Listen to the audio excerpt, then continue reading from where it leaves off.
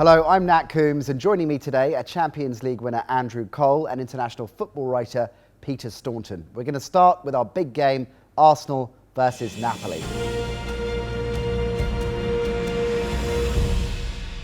So first up, we'll speak to our correspondent Julian Bennett, who's outside the Emirates. Julian, it seems that Gonzalo Higuain will be playing at the Emirates after all. Yes, now he's already actually played here this season. He played in the Emirates Cup for Napoli, where he was booed by the Arsenal fans, which seemed a little strange considering the only reason he didn't sign for Arsenal is that they couldn't agree a fee with Real Madrid. Arsenal offered £23.1 million, yet backed out when they thought they could get Luis Suarez from Liverpool. Napoli came in, and so far he looks a superb signing. He scored in 4 of his first 5 games, including the winner at the San Siro against AC Milan, also against Borussia Dortmund in the Champions League. And it is sort of the rule of football, the law of football, if you will, that if you miss out on a player like Higuain, he comes back to play against you in a month or two, he is almost certain to score. So Wenger's clearly appeased the fans with the signing of Özil, but do you think they've left themselves a little bit short at striker? They're rather over-reliant on Giroud, aren't they? I think they are. I think that is the most obvious weakness in this Arsenal side, is that they only have one real front-line centre-forward, certainly only one who's fit, with Lucas Podolski and Theo Walcott also being injured at present. Mesut Ozil is a fantastic player, a wonderful signing, and they clearly have players who can create chances from all over the pitch. Yet Giroud, who has been in superb form this season, if he is injured or out for any long period of time, you do have to worry. Great, thanks Julian. Andrew, I think we're all thinking that. Where are the goals going to come from if Giroud goes down? Do you feel that they should have strengthened in that position as well as signing Özil? Yeah, I do believe so. I think after you lose a player like Robin van Persie, and Arsenal are very light up front now, obviously just Giroud up front.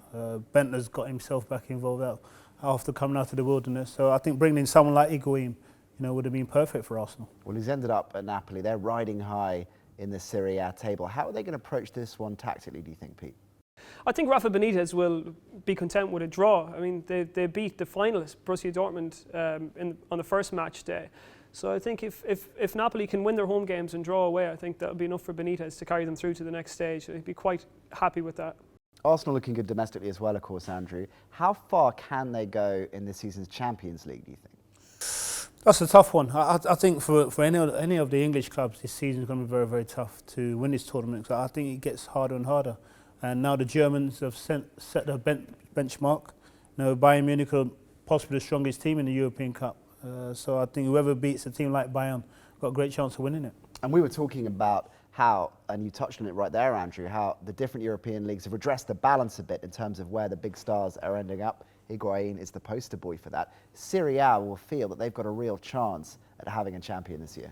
Absolutely. There's 2 clubs there, I think, in Juve and in Napoli, who have every chance of going as far as the quarterfinals and then taking it from there. And I think when you look at the 2 managers involved, Antonio Conte and Rafa Benitez, I think Benitez is the man with the experience who can lead his side with plenty of quality in the ranks who can lead them further.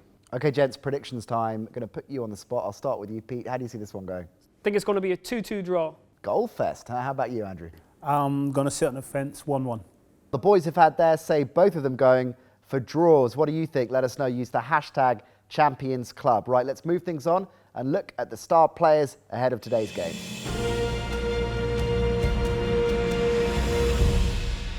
So each match day, we ask our guests to pick out a player who they think will be today's standout performers. Pete, we'll start with you. Who have you gone with and why? I've gone for Diego Costa, the Atletico Madrid striker. I think he's in a rich vein of form at the minute, really benefiting from the trust placed in him by Diego Simeone, and he can be a difference maker against Porto. Huge goal in the derby, of course. International call-up on the cards, do you think? Yeah, but for whom? Brazil and Spain now both linked with trying to get him into their respective squads ahead of the World Cup. And it's such a testament to his ability and his hard work this season and at the tail end of last season that he's in demand by 2 of the best countries in the world. In demand as well by some of the best clubs in the world. Liverpool were interested in him in the summer, weren't they? Yeah, Liverpool triggered his release clause around €20 million, but he was convinced by Simeone that his future lay at Atletico, and he's really repaid his faith this season. Andrew, who have you gone for? I've gone for Ozil. I think Arsenal have pulled off a massive coup there. I think he's a super player, played extremely well at Real Madrid. And when fellow professionals are disappointed that the managers, well, the board, have sold a player, I think that speaks volumes for just how good a player he is. Do you think the signing of Özil is going to open the floodgates now for Arsenal? At least a barrier's come down because he's genuinely world class. It'll be easy for them to attract players of a similar stature in the future. I do genuinely believe so. I think now people look at Arsenal and I think players who looked at Arsenal before saying, I'll think about it. Now look at Ozil going there saying to yourself, well, yes, Arsenal are prepared to pay big money now and are prepared to have a go at it. So I think that could open big doors for Arsenal. It is worth pointing out, fellas, that Lionel Messi won't be playing. If he had been, would you still stick with your convictions of who you've gone for? Parkhead, tough place to go to. I'll stay away from that one. Well, I don't know what else you can say about Messi because he is definitely the best player in the world. OK, well, to confirm then, Peter's gone with Diego Costa and a 2-2 draw. Andrew for Mesut Ozil and a 1-1 draw. Do you agree with the guys? Perhaps Neymar will have his chance to shine without Messi in the team. You can vote for your top performers via the Goal website using player ratings or use the hashtag Champions Club. Right then, let's look at the rest of today's fixtures. Some cracking ties there. Pete, both of you have predicted the same result for Stour versus Chelsea. Explain your rationale there. Well, I think Chelsea have had a really poor start against Basel. They need a result. Stoya, pretty good domestically, but that form, they're finding it harder and harder to translate into European football, especially in the Champions League. So I think Chelsea might just have enough for Stoya on the night. Huge night for Mourinho, isn't it? It's a massive night. Chelsea need to win. When you touched on Basel there, I'm not surprised Basel beat Chelsea. They went to Manchester United a couple of seasons ago. They're a very good team, very underrated.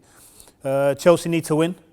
So that's why I've gone for that result. It's going to be a tough game for them, but I can still see them coming out winning. A lot of people talking about Mourinho yet to find his perfect 11, his perfect formation going back to Stamford Bridge. Do you agree with that? Yeah, I think it's very, very tough, especially when you go back. You know, expectations are Chelsea's going to change the way they play football, and then you go there and he's left out, for me, a very special player, Mata. People looking at that as if to say, what? I thought he's come to change things. So, yeah, it's tough for him at the moment, but no doubts Mourinho, being Mourinho, he will turn things around. Now, you don't agree on Dortmund versus Marseille. Pete, you think the honours are going to be even in this one? I do. Marseille are no mugs, and they've started the season pretty well domestically. They also need to bounce back. They had a poor home defeat to Arsenal on match day 1. There's enough quality in that team, and I think there's enough defensive resolution just to hold Dortmund tight. Dortmund without their goalkeeper as well, without Jurgen Klopp. And they're a couple of blows down already before they even start. So Marseille will make it difficult for them. I think that Dortmund could be looking at a little slip up there. You disagree with that, Andrew. You've gone for a Dortmund win. Do you think they're amongst the favourites for the Champions League? They've got to be. They've got to be. After watching them last season, getting to the final, playing the way they did do, you know, you look at them and say to yourself, fair enough, they lost the first game to Napoli. This is the game they have to win, and I can see Dortmund winning this. Now, we know Barcelona are clearly amongst the favourites, as they usually are.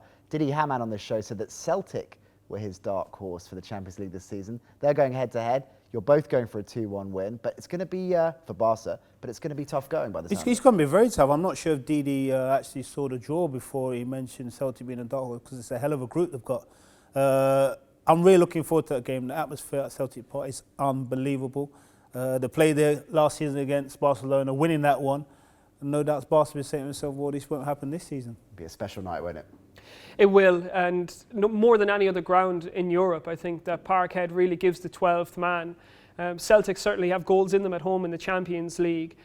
Lionel Messi missing for Barcelona, they'll have to look elsewhere for inspiration. But if they've any aspirations to win in the Champions League, they need to be putting sides like Celtic away. So I'm going to say a close one, but an exciting one. OK, thanks, guys. Be sure to challenge Pete on his predictions by using the hashtag Champions Club. And you can catch up on all of today's action on the Goal Live Match Centre. We'll be back tomorrow previewing the rest of this week's Champions League fixtures.